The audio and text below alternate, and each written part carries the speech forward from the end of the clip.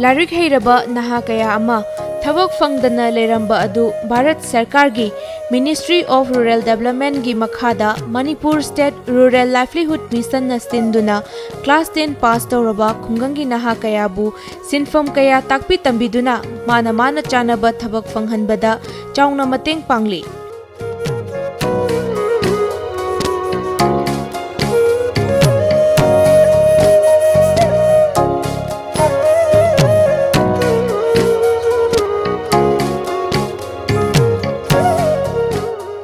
वांखै निंगथेम पुखरी मपाल लेबा orange educational society ना लमदम असिदा लेबा क्लास 10 पास तौरबा खुंगंगी नहा कयाबु जनरल ड्यूटी असिस्टेंट ओइना हेल्थ केयर सेक्टर दा मखल कयागी ट्रेनिंग पीरी।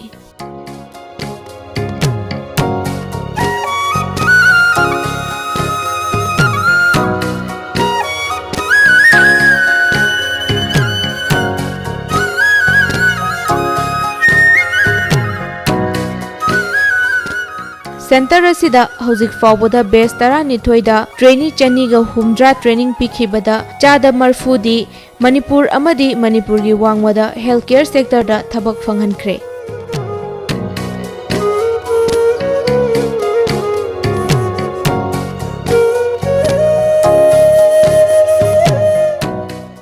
हौजिक की ओइना 13 शुबा बेस की ट्रेनी कुंट्रादा जनरल ड्यूटी असिस्टेंट समना GDA ट्रेनिंग पीरी।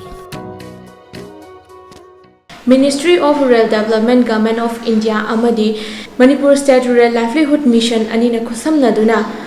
DDU-GKY हाइबदी दीन दयाल उपाध्याय ग्रामीण कौशल्या की मखादा ngasi वांखै निंगथेम पुखरी मपालदा लेबा ओरेंज एजुकेशनल सोसाइटी ना करी करंबा ट्रेनिंग सिंग पीबगे हाइबदु मयाम पुना खंगिनासे। DDU-GKY की स्कीम मखादा पांथोक पीरिबा से करी करंबा ट्रेनिंग सिंग नो हाइबदु ताकबियो। कोइना हुजिक तोइबा ट्रेड असि जनरल ड्यूटी असिस्टेंट अदुदा कोइना पीरिबा ट्रेनिंग सिदा पीरिबा मोगी फेकनो सिंगना मोई क्लास में तौदो ट्रेनिंग सिंगना अदि कोई पेशेंट केयर नि अदुगा मोगी वाइटल साइन चेक तबगुम्बा आइदि समना हाबदि बीपी ओनबगुम्बा अदि शुगर चेक तबगुम्बा अदि मागी एनी माना कनो वालापा खोलपा नुंती तबदवा पेशेंट अमगी माई मथौदा मोना मतेंग पांगिबा अदुगा सी मथक्सिदा अखोगी IT क्लास हम यावजरी अदुगा इंग्लिश एंड सॉफ्ट स्किल की कयुंबा अखोगी ट्रेनिंग मैम जे माई पर्सनालिटी डेवलप तौनबा माई कम्युनिकेशन जिदा हेना कनो तौनबा अमसु याव हेता कयम कुइरगे सिगे रन तौबिरकपदि ट्रेड सिगी मखादा जून 29 2019 दे हौजरपन हौजिक फाउबदा बेस कयामुकदी चटपीखरगे अदुगा कयनोसिना ट्रेनी दि कयामुकदी लेबिखरे ता हौजिक फाउबदा अखोगी बेस कनो लेजरे बेस 13 लेजरे अदु हौजिक फाउबदा कोइना ट्रेन तो बिबसी मी 270 अदुगा बेस ओममना बेस कैपेसिटी 90 30 कैपेसिटी नेबको अदुगा बेस ओममना ऑन जॉब ट्रेनिंग ले हाइबदी 90 कैंडिडेट हाइता मतौ करमना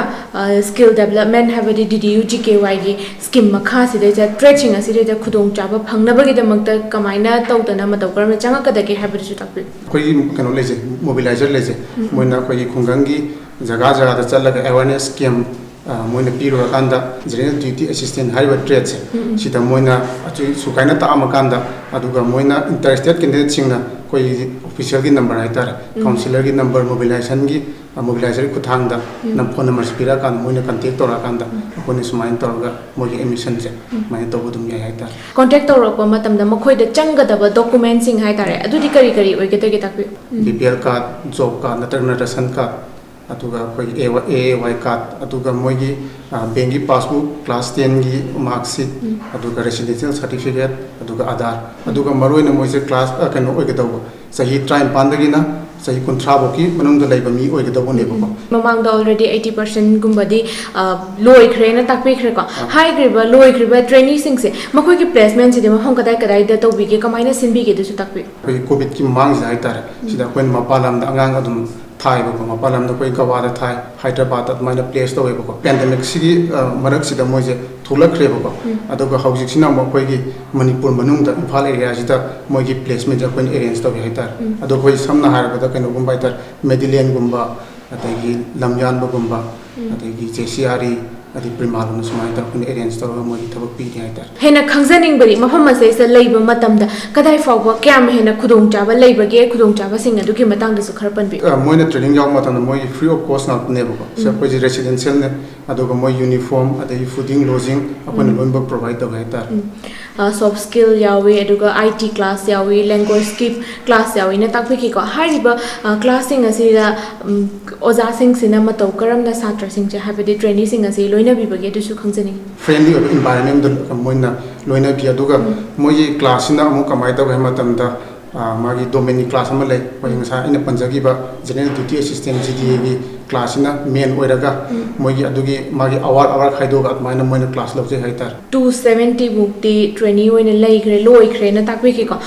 ꯂꯣꯏꯈ꯭ꯔꯤꯕ ꯇ꯭ꯔꯦꯅꯤꯁꯤꯡꯁꯦ ꯅꯨꯄꯤ ꯀꯌꯥꯅꯣ ꯅꯨꯄꯥ ꯀꯌꯥꯅꯣ ꯑꯗꯨꯒ ꯍꯧꯖꯤꯛ ꯃꯐꯝꯁꯤꯗꯩꯁꯤꯗ ꯇꯧꯔꯤꯕ ꯇ꯭ꯔꯦꯅꯤꯁꯦ ꯅꯨꯄꯤ ꯅꯨꯄꯥ ꯄꯨꯂꯞ ꯇꯧꯕ꯭ꯔꯥ ꯇꯣꯉꯥꯟꯅ ꯇꯧꯕ꯭ꯔꯥ ꯍꯥꯏꯕꯗꯨꯁꯨ ꯈꯪꯖꯅꯤꯡꯉꯤ ꯅꯨꯄꯤ ꯉꯥꯛꯇꯒꯤ ꯇ꯭ꯔꯦꯅꯤꯡ ꯁꯦꯟꯇꯔ ꯑꯣꯏꯌꯦꯕꯀꯣ ꯒꯔꯜꯁ ꯉꯥꯛꯇꯒꯤ ꯑꯗꯨꯒ ꯑꯩꯈꯣꯏꯒꯤ ꯁꯤꯗ ꯃꯣꯏꯅ ꯂꯩꯕ ꯃꯇꯝꯗ ꯑꯩꯈꯣꯏ ꯑꯣꯐꯤꯁꯁꯤꯒꯤ ꯄꯨꯟꯅ ꯃꯣꯏꯒꯤ ꯍꯣꯁꯇꯦꯜ ꯑꯃ ꯂꯩ ꯑꯗꯨꯒ ꯑꯩꯈꯣꯏ ꯁꯤꯗꯒꯤ ꯋꯥꯀꯦꯕꯜ ꯗꯤꯁꯇꯦꯟꯁꯇ ꯑꯦꯔꯥꯎꯟ 150 ꯃꯤꯇꯔꯗ ꯃꯣꯏ ꯍꯣꯁꯇꯦꯜ ꯑꯃ ꯂꯩ ꯍꯥꯏꯇꯥꯔꯦ ꯑꯗꯨꯒ ꯃꯣꯏ ꯋꯥꯀꯦꯕꯜ ꯗꯤꯁꯇꯦꯟꯁ 150 ꯃꯤꯇꯔꯁꯤꯗ ꯅꯨꯄꯥꯒꯤ ꯃꯣꯏ ꯀꯦꯄꯥꯁꯤꯇꯤꯅ 50 ꯑꯣꯏꯕꯀꯣ ꯑꯗꯨꯒ ꯑꯩꯈꯣꯏꯒꯤ ꯕꯦꯁ 1ꯗꯩꯅ 6 ꯐꯥꯎ ꯍꯥꯏꯕꯗꯤ 240 ꯇ꯭ꯔꯦꯟ ꯇꯧꯔꯕ ꯃꯇꯨꯡꯁꯤꯗ ꯃꯣꯏꯅ ꯍꯥꯏꯗꯤ ꯀꯩꯅꯣꯒꯤ ꯍꯦꯜꯊ ꯁꯦꯛꯇꯔꯒꯤ ꯑꯣꯏꯕꯅꯤꯅ ꯅꯨꯄꯥ ꯃꯌꯥꯝꯁꯤ ꯌꯥꯝꯅ ꯏꯟꯇꯔꯦꯁꯇꯦꯠ ꯑꯣꯏꯔꯛꯇꯕ ꯍꯥꯏꯇꯥꯔꯦ ꯂꯥꯛꯄꯒꯤ ꯃꯁꯤꯡꯁꯨ ꯌꯥꯝ ꯍꯟꯊꯔꯛꯄ ꯁꯤ ꯃꯔꯝ ꯑꯣꯏꯔꯒ ꯑꯩꯈꯣꯏꯅ ꯃꯣꯏ ꯁꯨꯃꯥꯏꯅ ꯇꯧꯔꯀꯥꯟꯗ ꯅꯨꯄꯤ ꯉꯥꯛꯇꯒꯤ ꯑꯣꯏꯅ ꯀꯟꯚꯔꯠ ꯑꯣꯏꯅ ꯇꯧꯈ꯭ꯔꯦ ꯆꯠꯂꯤꯕ ꯕꯦꯁꯁꯤꯗ ꯍꯥꯏꯖꯕ ꯇꯥꯔꯦ ꯕꯦꯁꯁꯤꯗꯩꯁꯤ ꯄꯨꯟꯅ ꯇ꯭ꯔꯦꯅꯤ ꯀꯌꯥꯅꯣ ꯂꯩꯕꯤꯔꯤꯁꯦ ꯅꯨꯄꯤ ꯀꯌꯥꯅꯣ ꯍꯥꯏꯕꯗꯣ ꯈꯪꯖꯅꯤꯡꯉꯤ ꯍꯧꯖꯤꯛ ꯆꯠꯂꯤꯕ ꯀꯩꯅꯣꯁꯤꯗ ꯕꯦꯁꯁꯤꯗ ꯀꯩꯅꯣ ꯂꯩ ꯍꯥꯏꯇꯥꯔꯦ 150 ꯀꯦꯟꯗꯤꯗꯦꯠ ꯂꯩ ꯍꯥꯏꯇꯥꯔꯦ ꯍꯧꯖꯤꯛ ꯂꯩꯔꯤꯕ ꯕꯦꯁꯁꯦ ꯀꯔꯝꯕ ꯃꯇꯝꯗꯒꯤ ꯍꯧꯕꯤꯈꯤꯒꯦ ꯑꯗꯨꯒ ꯃꯣꯏꯒꯤ ꯀꯣꯔꯁ ꯗ꯭ꯌꯨꯔꯦꯁꯟꯁꯦ ꯀꯌꯥꯝ ꯋꯥꯠꯂꯤꯒꯦ ꯑꯗꯨꯁꯨ ꯇꯥꯛꯄꯤꯌꯨ ꯍꯧꯖꯤꯛ ꯍꯧꯔꯤꯕ ꯕꯦꯁꯁꯦ ꯀꯩꯅꯣꯒꯤ ꯅꯕꯦꯝꯕꯔꯒꯤ 11ꯗꯒꯤ ꯍꯧꯖꯈꯤꯕꯅꯤ ꯑꯗꯨꯒ ꯃꯣꯏꯒꯤ ꯀꯣꯔꯁꯀꯤ ꯗ꯭ꯌꯨꯔꯦꯁꯟꯁꯤꯅ 48 ꯗꯦꯖ ꯑꯃ ꯀ꯭ꯂꯥꯁꯔꯨꯝ ꯇ꯭ꯔꯦꯅꯤꯡ ꯑꯣꯏꯔꯒ 576 ꯑꯋꯥꯔꯁ ꯑꯗꯨꯒ 1 ꯃꯟ ꯑꯃꯅ ꯑꯣꯟ ꯖꯣꯕ ꯇ꯭ꯔꯦꯅꯤꯡ ꯁꯨꯃꯥꯏꯅ ꯑꯣꯏꯕ ꯃꯐꯝ ꯑꯁꯤꯗꯩꯁꯤꯗ ꯄꯨꯟꯅ ꯁ꯭ꯇꯥꯐ ꯀꯌꯥꯃꯨꯛꯅ ꯔꯟ ꯇꯧꯕꯒꯦ ꯍꯥꯏꯕꯗꯨꯁꯨ ꯇꯥꯛꯄꯤꯌꯨ ꯇꯤꯆꯤꯡ ꯁ꯭ꯇꯥꯐꯇ ꯁ꯭ꯇꯥꯐ 3 ꯑꯃ ꯅꯟ ꯇꯤꯆꯤꯡ ꯁ꯭ꯇꯥꯐꯇ ꯁ꯭ꯇꯥꯐ 4 ꯑꯃ ꯀꯨꯛ 3 ꯑꯃ ꯑꯗꯩ ꯋꯥꯔꯗꯦꯟ 2 ꯑꯃ ꯀ꯭ꯂꯤꯅꯔ ꯑꯃꯒ ꯄꯨꯟꯅ ꯑꯗꯨꯃꯥꯏꯅ ꯂꯩꯖꯩ ꯍꯥꯏꯇꯥꯔꯦ ꯃꯈꯣꯏꯒꯤ ꯆꯥꯕ ꯊꯛꯄꯒꯤ ꯃꯇꯝ ꯃꯣꯏꯒꯤ ꯔꯨꯇꯤꯟ ꯋꯥꯔꯛꯁꯤꯗꯤ ꯀꯃꯥꯏꯅ ꯇꯧꯏ ꯑꯗꯨꯁꯨ ꯇꯥꯛꯄꯤꯌꯨ ꯃꯣꯏꯒꯤ ꯀꯩꯅꯣꯁꯤꯅ ꯕ꯭ꯔꯦꯛꯐꯥꯁꯀꯤ ꯇꯥꯏꯃꯤꯡꯁꯤꯅ 7:30 to ꯀꯩꯅꯣ 8:30 ꯑꯗꯨꯒ ꯂꯟꯆ ꯇꯥꯏꯃꯤꯡꯁꯤꯅ 12:30 ꯗꯒꯤꯅ 1:30 ꯐꯥꯎ ꯑꯗꯨꯒ ꯃꯣꯏꯒꯤ ꯗꯤꯅꯔ ꯇꯥꯏꯃꯤꯡꯁꯤꯅ 7:30 to 8:30 ꯍꯧꯖꯤꯛ ꯃꯐꯝ ꯑꯁꯤꯗ ꯄꯤꯔꯤꯕ trade GDA general duty assistant ꯑꯁꯤꯒꯤ ꯀꯥꯟꯅꯕꯁꯦ ꯀꯃꯥꯏꯅ ꯂꯧꯒꯗꯒꯦ ꯃꯁꯤꯒꯤ ꯀꯥꯟꯅꯕꯁꯤꯒꯤ ꯃꯇꯥꯡꯗ ꯃꯌꯥꯝꯅ ꯈꯔ ꯇꯥꯛꯄꯤꯌꯨ ꯁꯦꯡꯅ ꯍꯥꯏꯔꯕꯗ ꯁꯤꯗꯤ ꯍꯦꯜꯊ ꯁꯦꯛꯇꯔꯗ ꯆꯤꯡꯕꯅꯤꯅ ꯍꯥꯏꯗꯤ ꯀꯅꯥꯒꯨꯝꯕ ꯑꯃꯅ ꯅꯥꯔꯛꯄ ꯃꯇꯝꯗ ꯆꯪꯗ ꯌꯥꯗꯕ ꯄꯣꯠ ꯑꯗꯩ ꯈꯪꯗ ꯌꯥꯗꯕ ꯄꯣꯠ ꯃꯌꯥꯝ ꯑꯁꯤꯗ ꯑꯩꯈꯣꯏꯅ ꯇꯥꯛꯄꯤ ꯇꯝꯕꯤꯗꯦꯕ ꯑꯩꯈꯣꯏ ꯁꯝꯅ ꯍꯥꯏꯔꯕꯗ BP ꯑꯣꯟꯕꯒꯨꯝꯕ ꯁꯨꯒꯔ ꯇꯦꯁ ꯇꯧꯕꯒꯨꯝꯕ ꯑꯗꯒꯤ ꯃꯤ ꯑꯃ ꯅꯥꯔꯛꯄ ꯃꯇꯝꯗ ꯀꯃꯥꯏꯅ ꯀꯦꯌꯔ ꯂꯧꯅꯤ ꯍꯥꯏꯕꯁꯦ ꯁꯤ ꯃꯌꯥꯝ ꯇꯥꯛꯄꯤꯕꯅꯤna ꯃꯁꯤꯒꯤ ꯕꯦꯅꯤꯐꯤꯠ ꯃꯌꯥꯝꯁꯦ ꯑꯩꯅ ꯃꯤꯌꯥꯝꯗ ꯑꯃꯨꯛꯇꯪ ꯑꯩꯈꯣꯏꯒꯤ ꯑꯣꯔꯥꯏꯟ ꯏꯗꯨꯀꯦꯁꯅꯦꯜ ꯁꯣꯁꯥꯏꯇꯤꯗ ꯂꯥꯛꯑꯒ ꯇ꯭ꯔꯦꯅꯤꯡꯁꯤ ꯌꯥꯎꯔꯒ ꯁꯤꯒꯤ ꯀꯥꯟꯅꯕꯁꯤꯡꯗꯣ ꯑꯗꯨꯝ ꯂꯧꯕꯤꯌꯣꯅ ꯑꯩ ꯍꯥꯏꯖꯅꯤꯡꯉꯤ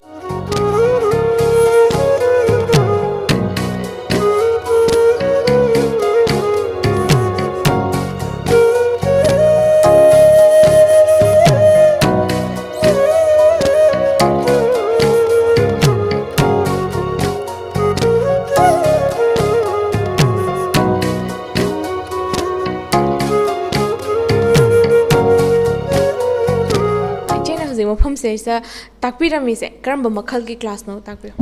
ꯑꯩꯈꯣꯏꯒꯤ ꯄꯦꯁꯦꯟꯒꯤꯅꯦ ꯃꯥꯎꯠ ꯀꯦꯌꯔ ꯍꯥꯏꯇꯥꯔꯦ ꯃꯥꯎꯠ ꯀꯦꯌꯔ ꯍꯥꯏꯕꯗꯤ ꯑꯩꯈꯣꯏ ꯄꯦꯁꯦꯟꯁꯤꯗꯤ ꯐꯃꯨꯡꯗ ꯑꯗꯨꯝ ꯂꯩꯕꯅꯤꯅ ꯃꯁꯥꯅ ꯃꯥꯒꯤ ꯑꯦꯛꯇꯤꯚꯤꯇꯤꯗꯣ ꯇꯧꯕ ꯉꯝꯖꯗꯦꯗꯅ ꯑꯗꯨꯗ ꯑꯩꯈꯣꯏꯅ ꯅꯔꯁꯦꯁꯈꯩꯁꯤꯅ ꯃꯥꯒꯤ ꯃꯌꯥ ꯁꯦꯡꯗꯣꯛꯄꯤꯕ ꯍꯥꯏꯕꯗꯤ ꯑꯣꯔꯦꯜ ꯏꯟꯐꯦꯛꯁꯟꯒꯨꯝꯕ ꯐꯪꯗꯅꯕꯒꯤ ꯃꯌꯥ ꯁꯦꯡꯗꯣꯛꯄꯒꯤ ꯀꯩꯅꯣꯁꯦ ꯄ꯭ꯔꯣꯁꯤꯗ꯭ꯌꯔꯗꯣ ꯑꯗꯨꯅꯦꯕ ꯇꯥꯛꯄꯤꯔꯝꯃꯤꯁꯦ ꯑꯗ ꯀꯃꯥꯏꯅ ꯃꯌꯥ ꯁꯦꯡꯗꯣꯏꯅೋ ꯃꯌꯥ ꯁꯦꯡꯕꯗ ꯀꯔꯤ ꯃꯥꯒꯤ ꯃꯥꯎꯠ ꯀꯦꯌꯔꯁꯦ ꯄꯤꯕ ꯃꯇꯝꯗ ꯀꯔꯤ ꯑꯥꯔꯇꯤꯀꯜ ꯆꯪꯉꯤ ꯀꯃꯥꯏꯅ ꯇꯧꯔ ꯁꯦꯡꯗꯣꯏꯅೋ ꯍꯥꯏꯕꯗꯣ ꯑꯗꯨꯗꯨꯅꯦ ꯍꯥꯏꯕꯗꯤ ꯍꯌꯦꯡ ꯃꯣꯏꯅ ꯄꯦꯁꯦꯟꯁꯦ ꯌꯨꯝꯗ ꯆꯠꯄ ꯑꯣꯏꯕ ꯌꯥꯏ ꯅꯠꯇ꯭ꯔꯒꯁꯨ ꯍꯣꯁꯄꯤꯇꯥꯜꯗ ꯑꯣꯏꯇꯥꯔꯁꯨ ꯃꯣꯏ ꯅꯦꯛꯂꯛꯄ ꯌꯥꯎꯋꯦꯕꯀꯣ ꯑꯗꯣ ꯍꯣꯁꯄꯤꯇꯥꯜꯗ ꯆꯠꯂꯕ ꯑꯣꯏꯔꯣ ꯅꯠꯇ꯭ꯔꯒ ꯌꯨꯝꯗ ꯆꯠꯄ ꯑꯣꯏꯔꯣ ꯍꯥꯏꯕꯗꯤ ꯄꯦꯁꯦꯟꯗꯨꯗ ꯀꯃꯥꯏꯅ ꯀꯦꯌꯔ ꯄꯤꯒꯗꯣꯏꯅꯣ ꯍꯥꯏꯕꯗꯣ ꯑꯗꯨꯗꯨꯅꯦꯕ ꯍꯥꯏꯕꯗꯤ ꯃꯥꯎꯠ ꯀꯦꯌꯔꯗꯣ ꯍꯥꯎ ꯇꯨ ꯒꯤቭ ꯃꯥꯎꯠ ꯀꯦꯌꯔ ꯍꯥꯏꯕꯗꯣ ꯑꯗꯨꯗꯨꯅꯦꯕ ꯑꯩꯈꯣꯏꯅ ꯇꯥꯛꯏꯁꯦ ꯍꯧꯖꯤꯛ ꯑꯗꯨꯗ ꯃꯣꯏꯅ ꯇꯧꯔꯤꯁꯦ ꯍꯧꯖꯤꯛ ꯃꯥꯅ ꯇꯧꯔꯤꯁꯦ ꯑꯟꯀꯟꯁꯤꯌꯁ ꯄꯦꯁꯦꯟꯒꯤꯅꯦꯕꯀꯣ ꯑꯟꯀꯟꯁꯤꯌꯁ ꯄꯦꯁꯦꯟꯁꯦ ꯑꯟꯀꯟꯁꯤꯌꯁꯁꯦ ꯄꯨꯔꯥ ꯐꯨꯜꯂꯤ ꯑꯟꯀꯟꯁꯤꯌꯁꯄꯨꯗꯤ ꯑꯣꯏꯔꯣꯏꯀꯣ ꯄꯦꯁꯦꯟ ꯈꯨꯗꯤꯡꯃꯛ ꯄꯦꯔꯥꯂꯥꯏꯁ ꯄꯦꯁꯦꯟ ꯍꯥꯏꯕꯗꯤ ꯃꯣꯏ ꯁ꯭ꯇ꯭ꯔꯣꯛꯀꯨꯝꯕ ꯄꯦꯁꯦꯟꯒꯨꯝꯕꯁꯦ ꯃꯣꯏꯁꯤꯗꯤ ꯃꯁꯥꯅ ꯀꯩꯅꯣ ꯃꯣꯏ ꯁꯂꯥꯏꯚꯥꯒꯨꯝꯕ ꯗ꯭ꯔꯨꯜ ꯇꯧꯔꯒ ꯃꯌꯥ ꯀꯩꯅꯣꯒꯤ ꯔꯥꯏꯜꯁ ꯇ꯭ꯌꯨꯕ ꯀꯨꯝꯕ ꯍꯥꯞꯄꯒ ꯂꯩꯕꯅꯤꯅ ꯑꯣꯔꯦꯜ ꯀꯦꯌꯔꯁꯦ ꯄꯤꯕꯁꯨ ꯉꯝꯖꯗꯕꯅꯤꯅ ꯃꯣꯏꯁꯦ ꯁꯤꯗ ꯀꯩ ꯍꯥꯏꯇꯥꯔꯦ ꯃꯌꯥ ꯃꯅꯨꯡꯁꯤꯗꯅꯦ ꯁꯂꯥꯏꯚꯥꯒꯨꯝꯕ ꯃꯣꯏ ꯁꯦꯀ꯭ꯔꯤꯖꯟꯒꯨꯝꯕꯁꯦ ꯑꯦꯀ꯭ꯌꯨꯃꯨꯂꯦꯠ ꯇꯧꯔꯒ ꯂꯩꯕ ꯑꯗꯨꯒꯨꯝꯕꯗꯣ ꯁꯦꯡꯗꯣꯛꯇꯕ ꯑꯣꯏꯇꯥꯔꯗꯤ ꯅꯨꯡꯇꯤꯒꯤ ꯁꯨꯝ ꯁꯦꯡꯗꯣꯛꯈꯤꯗꯕ ꯑꯣꯏꯇꯥꯔꯗꯤ ꯃꯌꯥꯗ ꯑꯣꯏꯔꯣ ꯑꯃꯗ ꯑꯣꯏꯔꯣ ꯀꯩꯝꯇ ꯃꯌꯥꯗ ꯆꯥꯗ꯭ꯔꯒꯁꯨ ꯃꯌꯥꯗꯗꯤ ꯑꯃꯣꯠꯄꯗꯣ ꯄꯛꯑꯒ ꯂꯩꯔꯕꯅꯤꯅꯀꯣ ꯑꯗꯨꯅ ꯃꯣꯏꯗ ꯏꯟꯐꯦꯛꯁꯟ ꯑꯣꯏꯕꯒꯤ ꯆꯥꯟꯁꯦꯁ ꯌꯥꯝ ꯍꯥꯏ ꯑꯣꯏꯕ ꯑꯗꯨꯅ ꯏꯟꯐꯦꯛꯁꯟꯗꯩꯁꯨ ꯄ꯭ꯔꯤꯚꯦꯟ ꯇꯧꯔꯦ ꯑꯗꯨꯗꯒꯤ ꯀ꯭ꯂꯤꯟꯁꯨ ꯑꯣꯏꯔꯦ ꯑꯗꯒꯤ ꯕꯦꯗ ꯕ꯭ꯔꯤꯠꯁꯨ ꯂꯩꯔꯔꯣꯏ ꯑꯗꯨꯒꯨꯝꯕ ꯃꯌꯥꯝꯗꯒꯤ ꯄ꯭ꯔꯤꯚꯦꯟ ꯇꯧꯅꯕꯅꯤ ꯀꯩꯅꯣ ꯃꯥꯎꯠ ꯀꯦꯌꯔ ꯃꯥꯎꯠ ꯀꯦꯌꯔꯁꯦ ꯏꯆꯦ ꯀꯔꯝꯕ ꯇ꯭ꯔꯦꯠꯀꯤ ꯃꯈꯥꯗ ꯆꯟꯒꯗꯒꯦ ꯑꯗꯨꯒ ꯁ꯭ꯀꯤꯜ ꯗꯦꯕꯂꯞꯃꯦꯟꯒꯤ ꯃꯅꯨꯡ ꯆꯟꯕ DDU-GKY ꯗꯤꯟ ꯗꯌꯥꯜ ꯎꯄꯥꯙ꯭ꯌꯥಯ ꯀꯧꯁꯜꯌ ꯌꯣꯖꯅꯥꯒꯤ ꯃꯈꯥꯗ ꯍꯧꯖꯤꯛ ꯑꯣꯔꯤꯌꯟ ꯏꯖꯨꯀꯦꯁꯅꯦꯜ ꯁꯣꯁꯥꯏꯇꯤꯅ ꯄꯥꯏꯈꯠꯂꯤꯕ ꯊꯕꯛ ꯊꯧꯔꯝꯁꯤꯡꯁꯤꯒꯤ ꯃꯅꯨꯡꯗ ꯁꯕꯖꯦꯛꯁꯦ ꯀꯔꯝꯕ ꯃꯈꯜꯒꯤ ꯇ꯭ꯔꯦꯠꯇ ꯑꯣꯏꯒꯗꯣꯏꯅꯣ GDAꯒꯤ ꯇ꯭ꯔꯦꯠꯇ ꯆꯤꯡꯉꯦꯕꯀꯣ GDA ꯍꯥꯏꯕꯗꯤ ꯖꯦꯅꯔꯦꯜ ꯗ꯭ꯌꯨꯇꯤ ꯑꯦꯁꯤꯁꯇꯦꯟꯠꯀꯣ ꯃꯣꯏꯁꯦ ꯇꯁꯦꯡꯅꯃꯛ ꯍꯥꯏꯔꯒꯗꯤ ꯃꯣꯏꯁꯦ ꯅꯔꯁꯃꯛꯅꯦꯗꯤ ꯍꯥꯏꯕꯗꯤ ꯌꯥꯗꯦꯀꯣ but they are doing all the work that the nurses used to do ko nurses ꯃꯌꯥꯝꯅ ꯇꯧꯕ basic ꯑꯣꯏꯕ patient care ꯃꯌꯥꯝꯁꯦ ꯅꯣꯡꯃꯗ daily patient care ꯍꯥꯏꯕꯗꯤ patient say head to foot ꯅꯦꯕ ꯃꯣꯏꯅ care ꯄꯤꯗꯣꯏꯁꯦ ꯀꯣꯛꯇꯒꯤꯅ ꯈꯣꯡꯕꯧ care ꯄꯤꯕꯁꯤꯗ everything ꯑꯩꯈꯣꯏꯒꯤ ꯍꯛꯆꯥꯡꯒꯤ part ꯈꯨꯗꯤꯡꯃꯛꯀꯤ care ꯁꯦ ꯑꯁꯤꯗ include ꯇꯧꯋꯦ ꯍꯥꯏꯕꯗꯤ ꯑꯩꯈꯣꯏꯒꯤ ꯃꯤꯠꯇ ꯑꯣꯏꯔꯣ ꯁꯝꯗ ꯑꯣꯏꯔꯣ ꯑꯗꯒꯤ ꯃꯌꯥ ꯁꯦꯡꯕꯤꯕ ꯑꯣꯏꯔꯣ ꯑꯗꯒꯤ ꯔꯥꯏꯜꯁ ꯇ꯭ꯌꯨꯕ ꯐꯤꯗꯤꯡ ꯇꯧꯕꯤꯕ ꯑꯣꯏꯔꯣ ꯑꯗꯒꯤ ꯏꯔꯨ ꯂꯨꯖꯕ ꯈꯨꯖꯤꯟ ꯀꯛꯄ ꯁꯤ ꯂꯣꯏꯅꯃꯛ ꯆꯤꯡꯉꯦꯕ ꯁꯤ ꯃꯌꯥꯝꯁꯤꯒꯤ care ꯄꯤꯕꯁꯤꯅꯦꯕ ꯑꯗ ꯑꯩꯈꯣꯏꯅ ꯁꯤꯅ short term ꯑꯣꯏꯅꯀꯣ ꯃꯣꯏꯗ ꯇꯥꯛꯄꯤꯗꯣꯏꯁꯦ ꯍꯥꯏꯕꯗꯤ ꯕꯦꯁꯤꯛ ꯑꯣꯏꯕ BP ꯀꯃꯥꯏꯅ ꯂꯧꯒꯗꯣꯏꯅꯣ ꯑꯗꯒꯤ ꯍꯦꯗ ꯇꯨ ꯐꯨꯠ ꯀꯦꯌꯔ ꯀꯃꯥꯏꯅ ꯂꯧꯗꯣꯏꯅꯣ ꯍꯥꯏꯕ ꯁꯤꯒꯨꯝꯕꯁꯦ ꯁꯤꯒꯤꯁꯦ ꯇꯥꯛꯄꯩ ꯋꯥꯅꯤ ꯕꯦꯁꯤꯛ ꯑꯣꯏꯕ ꯌꯥꯝꯅ ꯀꯩꯅꯣ ꯃꯅꯨꯡ ꯍꯟꯅꯗꯤ ꯆꯪꯗꯕꯤꯗ ꯑꯗꯨꯃꯥꯏꯅ ꯈꯔ ꯕꯦꯁꯤꯛ ꯑꯣꯏꯕ ꯈꯔꯁꯦ ꯇꯥꯛꯑꯒ ꯃꯣꯏꯗ ꯄꯦꯁꯦꯟꯗ ꯀꯦꯌꯔ ꯇꯧꯕꯗ ꯃꯣꯏꯗꯁꯨ ꯍꯦꯜꯞꯐꯨꯜ ꯑꯣꯏꯖꯩꯅ ꯑꯗꯣ ꯃꯦꯟꯂꯤ ꯑꯣꯏꯅ ꯑꯩꯈꯣꯏꯒꯤꯗꯤ ꯍꯣꯝ ꯀꯦꯌꯔꯗ ꯕꯦꯁ ꯇꯧꯋꯦꯕ ꯑꯗꯣ ꯍꯣꯝ ꯀꯦꯌꯔ ꯍꯥꯏꯔꯒ ꯄꯦꯁꯦꯟꯒꯤ ꯃꯌꯨꯝꯗ ꯆꯠꯂꯒ ꯄꯦꯁꯦꯟꯒꯤ ꯃꯌꯨꯝꯗ ꯁꯨꯝ ꯃꯤ ꯈꯔꯅꯗꯤ ꯃꯦꯠꯅꯦ ꯑꯗꯨꯅꯦ ꯍꯥꯏꯕ ꯂꯩꯅ ꯑꯗꯨ ꯃꯦꯠ ꯇꯁꯦꯡꯅ ꯃꯦꯠ ꯍꯥꯏꯕ ꯃꯦꯠꯇꯤ ꯅꯠꯇꯦ ꯃꯣꯏꯁꯦꯀꯣ ꯖꯁ ꯅꯔꯁꯅ ꯃꯌꯥꯝꯅ ꯆꯠꯂꯒ ꯇꯧꯔꯤꯕ ꯀꯦꯌꯔꯁꯦ ꯑꯁꯤꯃꯛꯅꯦ ꯄꯦꯁꯦꯟ ꯀꯦꯌꯔ ꯈꯛꯇꯅꯦꯕ ꯇꯧꯗꯣꯏꯁꯦ ꯑꯗꯨꯗꯣ ꯁꯤ ꯃꯌꯥꯝꯁꯤꯅ ꯍꯥꯏꯇꯥꯔꯦ DDU-GKYꯒꯤ ꯃꯈꯥꯗ ꯉꯁꯤ ꯃꯐꯝ ꯀꯌꯥꯗ ꯇꯣꯉꯥꯟꯕ ꯇ꯭ꯔꯦꯠꯁꯤꯡꯒꯤ ꯀꯥꯟꯅꯕ ꯑꯗꯨꯃꯛ ꯄꯤꯔꯤ ꯀꯥꯟꯅꯕꯁꯤꯡ ꯑꯁꯤ ꯃꯇꯧ ꯀꯔꯝꯅ ꯂꯧꯒꯗꯒꯦ ꯏꯆꯦꯅ ꯇ꯭ꯔꯦꯅꯔ ꯑꯃ ꯑꯣꯏꯅ ꯉꯁꯤꯒꯤ ꯈꯨꯗꯣꯡꯆꯥꯕ ꯐꯪꯗ꯭ꯔꯤꯕ ꯁꯤꯒꯤ ꯀꯥꯟꯅꯕ ꯈꯪꯗꯕ ꯃꯤꯑꯣꯏꯁꯤꯡꯗꯗꯤ ꯃꯇꯧ ꯀꯔꯝꯅ ꯍꯥꯏꯕꯤꯒꯗꯒꯦ ꯇꯥꯛꯄꯤꯌꯨ ꯑꯩꯈꯣꯏꯗꯤ ꯁꯤꯒꯤ ꯑꯣꯄꯣꯔꯆꯨꯅꯤꯇꯤꯁꯦ ꯃꯤ ꯈꯨꯗꯤꯡꯃꯛ ꯐꯪꯍꯟꯅꯤꯡꯉꯦꯕ ꯑꯩꯈꯣꯏꯅꯗꯤ ꯀꯧꯕ ꯍꯥꯏꯕꯗꯤ ꯑꯩꯈꯣꯏꯅ ꯃꯣꯏꯒꯤ ꯀꯩꯅꯣ ꯗꯣꯔ ꯁ꯭ꯇꯦꯞꯇ ꯆꯠꯂꯨꯗꯦ ꯍꯥꯏꯕ ꯑꯃꯈꯛꯇꯒꯤ ꯋꯥꯅꯦꯕꯀꯣ ꯃꯣꯏꯒꯤ ꯀꯂꯦꯛ ꯍꯥꯏꯕꯗꯤ 12 ꯄꯥꯁ ꯇꯧꯈꯤꯕ 10 ꯄꯥꯁ ꯇꯧꯈꯤꯕ ꯑꯉꯥꯡ ꯃꯌꯥꯝꯒꯤ ꯗꯥꯇꯥ ꯃꯌꯥꯝꯁꯦ ꯔꯨꯔꯦꯜ ꯑꯦꯔꯤꯌꯥꯒꯤ ꯗꯥꯇꯥ ꯃꯌꯥꯝꯁꯦ ꯂꯣꯏꯅ ꯀꯂꯦꯛ ꯇꯧꯔ ꯊꯝꯃ ꯑꯩꯈꯣꯏꯅ ꯃꯤ ꯑꯃꯃꯝꯗꯁꯨ ꯂꯣꯏꯅ ꯐꯣꯟ ꯇꯧꯔꯒꯅꯦ ꯅꯣꯏ ꯏꯟꯇꯔꯦꯁ ꯂꯩꯕ꯭ꯔꯥ ꯂꯩꯇꯕ꯭ꯔꯥ ꯍꯥꯏꯕꯗꯣ ꯂꯣꯏꯅ ꯍꯪꯉꯦꯀꯣ ꯑꯗꯣ ꯏꯟꯇꯔꯦꯁ ꯂꯩꯕ ꯑꯉꯥꯡꯈꯩꯗꯤ ꯂꯥꯛꯑꯒ ꯃꯣꯏ ꯇ꯭ꯔꯦꯅꯤꯡ ꯂꯣꯏꯔꯒ ꯊꯕꯛ ꯇꯧꯈꯤꯕꯁꯨ ꯑꯗꯨꯝ ꯌꯥꯎꯔꯦ ꯑꯗꯨꯒ ꯃꯤ ꯈꯔꯅ ꯑꯃꯗꯤ ꯀꯃꯥꯏ ꯍꯥꯏꯇꯥꯔꯦ ꯃꯣꯏꯒꯤꯁꯦ ꯐ꯭ꯔꯤ ꯑꯣꯐ ꯀꯣꯁꯇꯇꯧꯗꯣꯏꯅꯤ ꯍꯥꯏ ꯑꯗ ꯊꯥ 3 ꯈꯛꯇꯅꯦꯁꯨ ꯍꯥꯏ ꯊꯥ 3ꯁꯤꯗ ꯑꯩꯈꯣꯏ ꯀꯔꯤ ꯍꯩꯗꯣꯏꯅꯣ ꯑꯗꯨꯒ ꯑꯩꯈꯣꯏꯁꯦ ꯌꯣꯟꯊꯣꯛꯄꯤꯗꯣꯏꯔꯥ ꯍꯥꯏꯕ ꯑꯃꯁꯨ ꯌꯥꯎꯋꯦꯕ ꯀꯣꯟꯐꯤꯗꯦꯟꯁ ꯃꯥꯡꯕꯗꯣ ꯍꯥꯏꯕꯗꯤ ꯃꯣꯏꯗ ꯁꯤꯒꯤ ꯃꯤꯁꯀꯟꯁꯦꯞꯁꯟ ꯂꯩꯁꯦ ꯑꯩꯈꯣꯏꯅꯗꯤ ꯃꯣꯏꯁꯦ ꯀꯩꯅꯣ ꯀꯧꯔꯒ ꯁꯤꯒꯨꯝꯕ ꯑꯣꯄꯣꯔꯆꯨꯅꯤꯇꯤꯁꯦ ꯍꯥꯏꯕꯗꯤ ꯑꯩꯈꯣꯏꯁꯦ ꯁꯣꯔꯠ ꯗ꯭ꯌꯨꯔꯦꯁꯟꯒꯤꯅꯦꯕꯀோ ꯑꯗꯨꯗꯒꯤ ꯑꯃꯨꯛꯀ ꯄ꯭ꯔꯣꯖꯦꯛꯅ ꯌꯥꯝ ꯀꯨꯏꯅ ꯇꯧꯒꯗꯕ ꯄ꯭ꯔꯣꯖꯦꯛꯁꯨ ꯑꯣꯏꯗꯦ ꯅꯠꯇ꯭ꯔꯥ ꯑꯗꯨꯅ ꯃꯣꯏꯗ ꯂꯥꯛꯑꯒ ꯄ꯭ꯔꯣꯖꯦꯛꯁꯦ ꯂꯣꯏꯗ꯭ꯔꯤꯉꯩꯗ ꯅꯣꯏꯁꯦ ꯇ꯭ꯔꯦꯅꯤꯡ ꯌꯥꯎꯔ ꯂꯥꯎꯅ ꯀꯧꯕꯁꯦ ꯑꯅꯝꯕ ꯑꯉꯥꯡꯅꯗꯤ ꯑꯩꯈꯣꯏꯁꯦ ꯌꯣꯟꯊꯣꯛꯄꯤꯗꯣꯏꯔꯥ ꯍꯥꯏꯌꯦꯕꯀꯣ ꯑꯗꯣ ꯁꯤꯒꯤ ꯀꯩꯅꯣꯁꯦ DDU-GKY ꯑꯦꯚ꯭ꯔꯤ DDU-GKYꯁꯦ ꯐ꯭ꯔꯤ ꯑꯣꯐ ꯀꯣꯁꯇ ꯂꯣꯏꯅ ꯇꯧꯕꯅꯤ ꯐ꯭री ऑफ कॉस्ट तौबसीदा फ्री ऑफ कॉस्ट तौबने अखोजे योंथोकपीदो सिगी कैन मिसकनसेप्शन से सिसे मोइदने कैन क्लियरली ओहनिंगेबा हाइबदी DDU-GKY हर दीन दयाल उपाध्याय ग्रामीण कौशल्य योजना सिसे एवरी मणिपुर की कैन हुक एंड कॉर्नर सिदा चंगगा मी म्याम से लोइन खंगबोय तारदी अदो कै हाइतारे मोइना सिगी फैसिलिटी अफब हाइबदी मोइदा सिगी था हुमगी कोर्स से तौरगा मोइदा जॉब अपॉर्चुनिटी सु लई अखोइना मोइजे जॉब प्लेसमेंट से अदुम मफम लोइनमक पियेबको अदा पीबसिदा मसाना थवा याउजरगदि अदुम कंटिन्यूएशन तौरगा अदुम लेजैयेबा अदगी मोइदा हेना मोइदि हुजि आंगांग सु ओइरिबनिना को हाइबदी कै हाइतारे ओवर टाइम गा तौरगा सु मोइदा हाइबदी अर्न तौबगी फैसिलिटीज सु याम पियेबा अदु अखोइगी स्टूडेंट खरा मदि मोइदि ओवर टाइम तौर अखोइदैसु तलब हेनगिबा यावरमनेबा अदु ताबदसु याम नुंगाइजे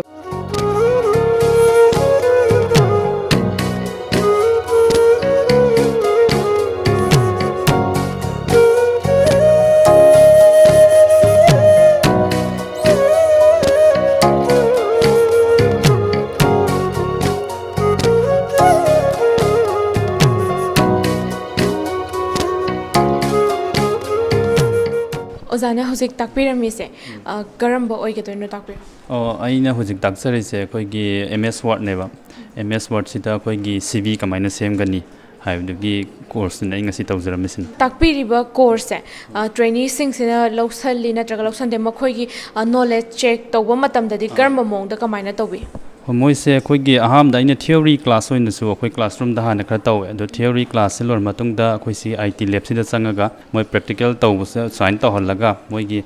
ꯊꯤꯑꯣꯔꯤꯗ ꯇꯥꯛꯈꯤꯕꯗꯣ ꯃꯣꯏ ꯈꯔ ꯄ꯭ꯔꯦꯛꯇꯤꯀꯦꯜꯁꯤꯗ ꯈꯨꯠ ꯈꯤꯇꯪ ꯊꯥꯕ ꯌꯥꯕ꯭ꯔꯥ ꯈꯣꯠꯄ꯭ꯔꯥ ꯀꯥꯏꯅꯁꯨ ꯑꯗꯨꯝ ꯆꯦꯛ ꯇꯧꯖꯩꯑꯕꯀꯣ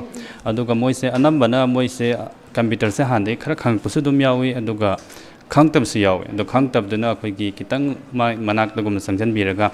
ꯁꯤ ꯇꯧꯕ ꯁꯤꯅ ꯁꯤꯗ ꯆꯪꯒꯗꯕ ꯈꯣꯠꯀꯗꯕ ꯃꯣꯏꯗꯅ ꯍꯦꯟꯅ ꯈꯤꯇꯪ ꯀꯩꯅꯣ ꯇꯧꯕꯗꯣ ꯑꯗꯨꯒ ꯑꯩꯈꯣꯏꯒꯤ ꯁꯨꯃꯥꯏꯅ ꯑꯩꯈꯣꯏꯒꯤ ꯃꯔꯛ ꯃꯔꯛꯇꯁꯨ ꯑꯩꯈꯣꯏꯒꯤ ꯑꯍꯩꯕ ꯑꯃꯒ ꯁꯨꯃꯥꯏꯅ ꯊꯪꯅꯍꯜꯂꯒ ꯃꯣꯏꯒꯤ ꯍꯥꯏꯗꯤ ꯃꯣꯏꯒꯤ ꯀꯩꯅꯣ ꯆꯠꯂ ꯇꯥꯛꯄ ꯃꯇꯝꯗꯁꯨ ꯑꯃ ꯍꯦꯛꯇ ꯃꯤꯗ ꯊꯨꯡꯗꯕꯁꯨ ꯑꯗꯨꯝ ꯌꯥꯎꯋꯦꯕ ꯑꯗꯨꯗꯨꯅ ꯃꯣꯏꯗꯁꯨ ꯀꯩꯅꯣ ꯇꯧꯅꯕ ꯈꯔ ꯑꯍꯩꯕ ꯑꯃꯒ ꯈꯔ ꯊꯪꯅꯍꯜꯂꯒ ꯃꯣꯏꯒꯤ ꯅꯣꯂꯦꯖꯇꯨ ꯑꯗꯨꯃꯥꯏꯅ ꯁꯦꯌꯔꯤꯡ ꯇꯧꯍꯟꯕ ꯈꯣꯠꯄ ꯑꯗꯨꯃꯥꯏꯅꯁꯨ ꯇꯧꯋꯦ ꯃꯣꯏꯁꯦ DTU GKYꯒꯤ ꯃꯈꯥꯗ ꯉꯁꯤ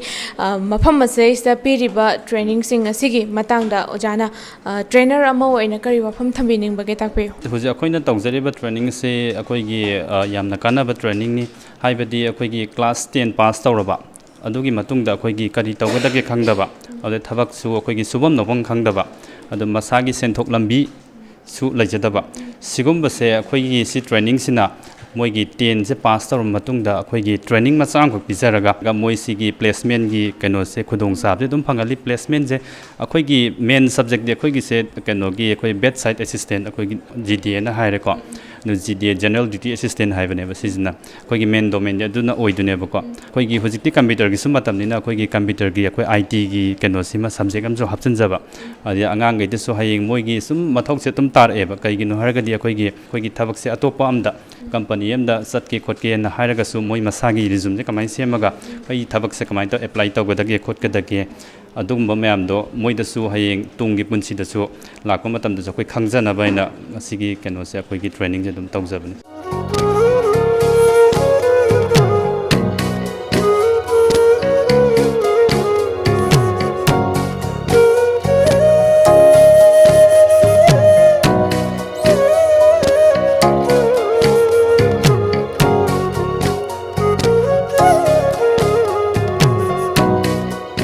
ꯏꯆꯦꯅ ꯍꯧꯖꯤꯛꯁꯦ ꯇꯥꯛꯄꯤꯔꯝꯃꯤꯁꯦ ꯀꯔꯤ ꯀ꯭ꯂꯥꯁ ꯑꯣꯏꯒꯗꯣꯏꯅꯣ?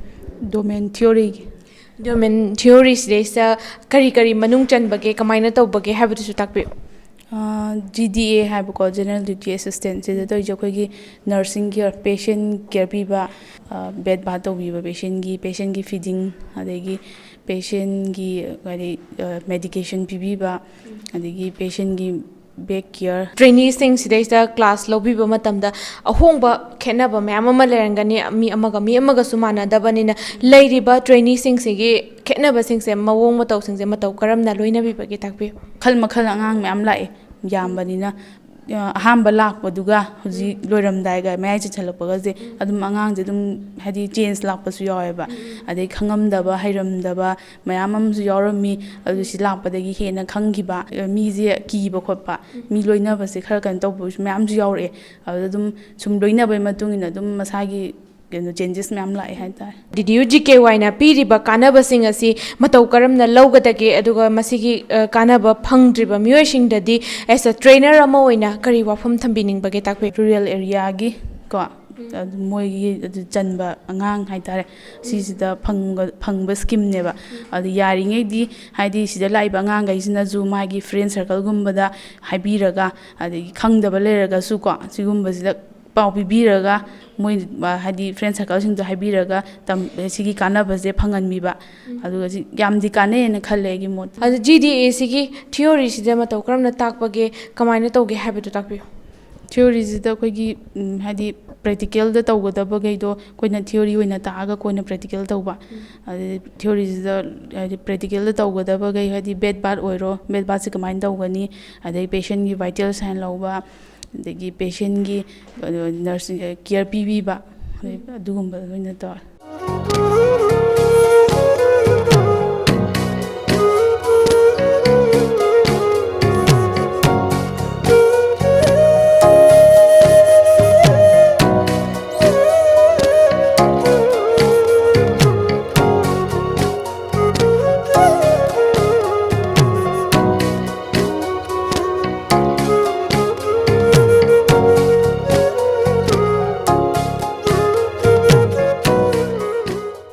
ꯇꯔꯥꯅꯤꯊꯣꯏ ꯁꯨꯕ ꯕꯦꯁꯇ ꯌꯥꯎꯈꯤꯕ ꯇ꯭ꯔꯦꯅꯤ ꯑꯃꯅ ꯍꯧꯖꯤꯛ ꯑꯣꯟ ꯖꯣꯕ ꯇ꯭ꯔꯦꯅꯤꯡ OJTꯗ ꯂꯩꯗꯨꯅ ꯃꯁꯥꯒꯤ ꯑꯣꯏꯕ ꯑꯄꯦꯟꯕ ꯋꯥꯐꯝ ꯀꯌꯥ ꯐꯣꯡꯗꯣꯔꯛꯈꯤ꯫ ꯑꯩꯈꯣꯏꯅ ꯍꯥꯟꯅ ꯈꯪꯉꯛꯇꯕ ꯑꯗꯒꯤ ꯑꯩꯈꯣꯏꯅ ꯄꯦꯁꯦꯟ ꯑꯃꯗ ꯀꯃꯥꯏꯅ ꯇꯧꯒꯅꯤ, ꯄꯦꯁꯦꯟ ꯑꯃ ꯑꯩꯒꯤ ꯏꯃꯥꯡꯗ ꯑꯅꯥꯕ ꯑꯃ ꯂꯥꯛꯄ ꯃꯇꯝꯗ ꯑꯩꯅ ꯍꯥꯟꯅꯗꯤ ꯀꯩꯝꯇ ꯈꯪꯉꯝꯗꯦ꯫ ꯁꯤꯗ ꯂꯥꯛꯄ ꯀꯥꯟꯗꯗꯤ ꯑꯩꯈꯣꯏꯅ ꯄꯦꯁꯦꯟ ꯑꯁꯤ ꯑꯅꯥꯕ ꯂꯩꯔꯕꯅꯤꯅ ꯁꯤ ꯇꯧꯕꯅ ꯁꯤ ꯀꯥꯟꯅꯔꯛꯀꯅꯤ, ꯁꯤ ꯇꯧꯕꯗ ꯁꯤ ꯀꯥꯟꯅ ꯍꯥꯏꯕꯒꯤ ꯑꯗꯨꯒꯤ ꯀꯥꯟꯅꯕ ꯃꯌꯥꯝꯁꯨ ꯐꯪꯉꯦ꯫ ꯃꯐꯝ ꯑꯁꯤꯗꯩꯗ ꯃꯇꯧ ꯀꯔꯝꯅ ꯇ꯭ꯔꯦꯅꯤꯡ ꯑꯁꯤ ꯌꯥꯎꯕꯤꯔꯛꯈꯤ? ꯀꯅꯥꯅ ꯍꯥꯏꯔꯛꯄꯗꯒꯤ ꯃꯐꯝ ꯑꯁꯤꯗꯩꯁꯤꯗ ꯇ꯭ꯔꯦꯟꯁꯦ ꯇꯧꯕ ꯌꯥꯏ ꯀꯥꯏꯅ ꯈꯪꯕꯤꯔꯛꯑꯒ ꯆꯪꯕꯤꯔꯛꯏꯅꯣ ꯇꯥꯛꯄꯤꯌꯨ꯫ ꯕꯦꯁ 9ꯒꯤ ꯁꯃꯤꯔꯥꯅ ꯏꯃꯥꯟꯅꯕꯤꯅꯦ, ꯃꯥꯅ ꯏꯟꯐꯣꯔꯝ ꯇꯧꯔꯒ ꯂꯥꯛꯈꯤꯕꯅꯦ꯫ ꯀꯣꯔꯁꯁꯦ ꯂꯣꯏꯔꯕ ꯃꯇꯨꯡꯗ ꯍꯧꯖꯤꯛ ꯀꯔꯤ ꯇꯧꯕꯤꯔꯤ, ꯀꯃꯥꯏꯅ ꯂꯩꯕꯤꯔꯤ? ꯇ꯭ꯔꯦꯅꯤꯡ ꯂꯣꯏꯔꯦ, OJT ꯇꯧꯔꯦ ꯄ꯭ꯔꯥꯏꯃꯥꯔꯤ ꯀꯦꯌꯔꯗ꯫ ꯑꯗꯣ ꯃꯔꯛ ꯃꯔꯛꯇ ꯃꯦꯝꯅ ꯄꯦꯁꯦꯟ ꯑꯃꯒꯤ ꯃꯐꯝꯗ ꯍꯥꯏꯗꯤ ꯁꯦꯅꯤꯌꯔ ꯑꯃꯒ ꯗ꯭ꯌꯨꯇꯤ ꯊꯥꯏꯌꯦ꯫ ꯑꯗꯣ ꯗ꯭ꯌꯨꯇꯤ ꯃꯐꯝꯗꯁꯨ ꯍꯥꯏꯗꯤ ꯑꯩꯈꯣꯏꯅ ꯇꯧꯒꯗꯕ ꯄ꯭ꯔꯥꯛꯇꯤꯀꯦꯜ ꯑꯣꯏꯅ ꯁꯦꯅꯤꯌꯔꯒꯤ ꯃꯈꯥ ꯑꯣꯏꯅ ꯍꯥꯏꯗꯤ ꯁꯦꯅꯤꯌꯔꯅ ꯁꯤ ꯇꯧ ꯍꯥꯏꯔꯒ ꯑꯩꯈꯣꯏꯅ ꯍꯌꯦꯡ ꯏꯊꯟꯇ ꯄꯨꯔꯛꯀꯗꯧꯕꯅꯤ나 ꯑꯩꯈꯣꯏꯒꯤ ꯍꯥꯏꯗꯤ ꯄ꯭ꯔꯥꯛꯇꯤꯀꯦꯜ ꯑꯣꯏꯅꯁꯨ ꯑꯗꯨꯝ ꯇꯧꯕꯤꯔꯦ꯫ ꯍꯥꯏꯗꯤ ꯈꯪꯗꯕ ꯃꯈꯩꯗꯨꯁꯨ ꯑꯗꯨꯗ ꯍꯥꯏꯗꯤ ꯁꯤꯗ ꯂꯩꯕ ꯀꯥꯟꯗ ꯈꯪꯗꯕ ꯃꯈꯩꯗꯨ ꯑꯗꯨꯝ ꯃꯦꯀꯞ ꯇꯧꯔꯒ ꯍꯥꯏꯗꯤ ꯈꯪꯕ ꯃꯌꯥꯝꯁꯨ ꯐꯥꯎꯋꯦ ꯑꯗꯨꯝ ꯇꯧꯋꯦ꯫ ꯏꯁꯥꯒꯤ ꯑꯣꯏꯅ ꯊꯥꯒꯤ ꯁꯦꯂꯔꯤ ꯂꯥꯛꯄ ꯉꯝꯃꯕ꯭ꯔꯥ? ꯏꯟꯀꯝꯁꯦ ꯀꯃꯥꯏꯅ ꯇꯧꯏ? ꯑꯗꯣ OJTꯗꯤ ꯂꯣꯏꯗ꯭ꯔꯤꯕꯅꯤꯅ ꯏꯟꯀꯝꯗꯤ ꯂꯥꯛꯇ꯭ꯔꯦ꯫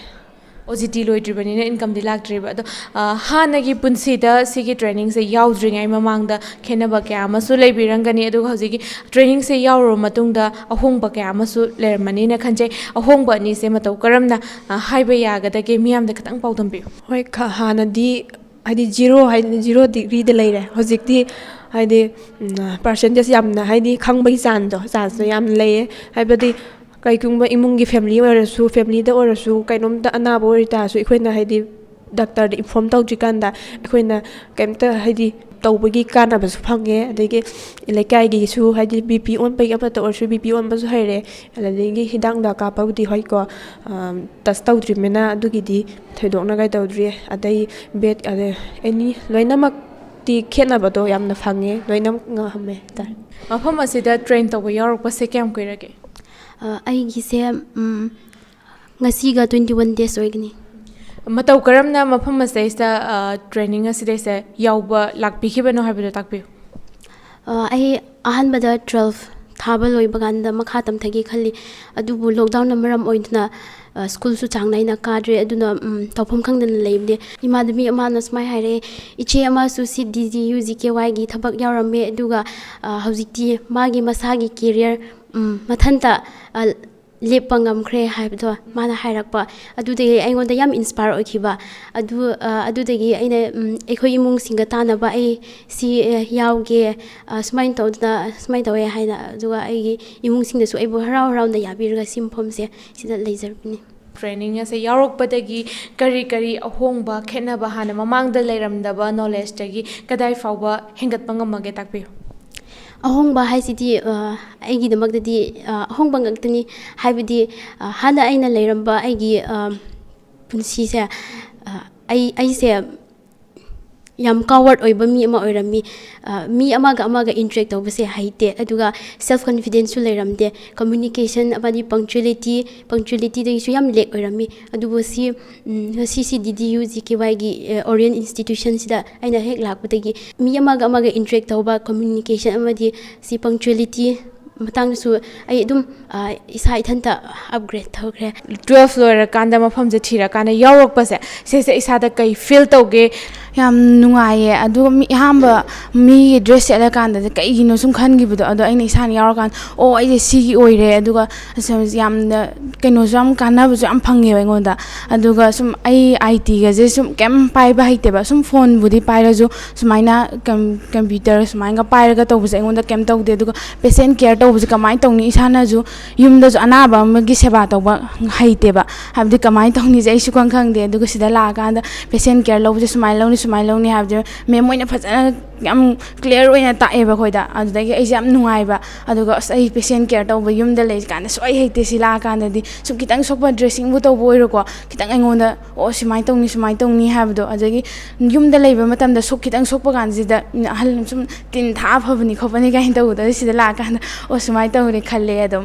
खरादि अदुम एक्सपीरियंस ति थी लेरे सि लाकपदैदि DDU GKY na piriba khudong chaba sing asi khangdriba phangdriba miyoi sing dadi somna training si da yaurabani na sigi lamda khara khanguba oibanina kari wafam gadi thambini kamaina haibini takpiyo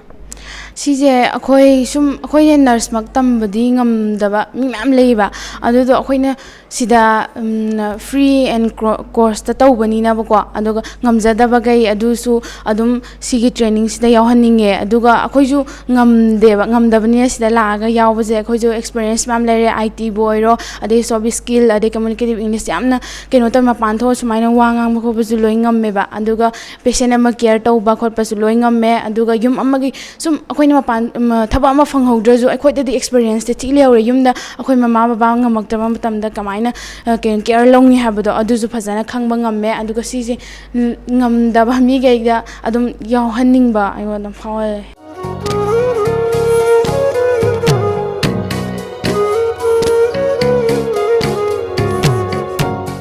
lamdam asida leiriba class 10 pass tawraba khungangi naha singna Din Dayal Upadhyaya Gramin Kausalya Yojana samna DDU GKY na piriba khudong chaba kaya asi lahoduna lamdam asida thabak fangdabagi awaba hanthahanbada chauna mateng pangli